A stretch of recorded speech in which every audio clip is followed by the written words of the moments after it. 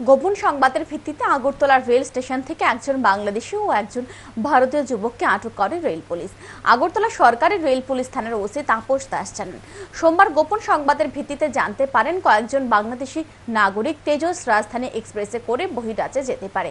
এই সংবাদের ভিত্তিতে রেল পুলিশ কর্মীরা আগরতলা রেল স্টেশনে ছড়িয়ে ছিটিয়ে উত পেতে বসে। তখন রেল পুলিশ লক্ষ্য করে দুই যুবককে দ্রুত গতিতে রেল স্টেশনে প্রবেশ করছে। তাদের দেখে সন্দেহ হয়, তাদেরকে আটক করা হয়। তাদের জিজ্ঞাসাবাদ চালানোর পর তারা স্বীকার করে তাদের সাথে একজন বাংলাদেশি নাগরিক, অপরজন ভারতীয় নাগরিক। ধৃতদের মধ্যে বাংলাদেশি যুবকের নাম করিমুল্লাহ, বাংলাদেশের চট্টগ্রাম তার বাড়ি। ধৃত ভারতীয় নাগরিকের নাম খুরশেদ আলম, তার বাড়ি উত্তর দিল্লিতে। ধৃতদের বিরুদ্ধে সুনির্দিষ্ট ধারায় মামলা রুজু করা হয়েছে। মঙ্গলবার তাদের আদালতে সোপর্দ করে রেল পুলিশ।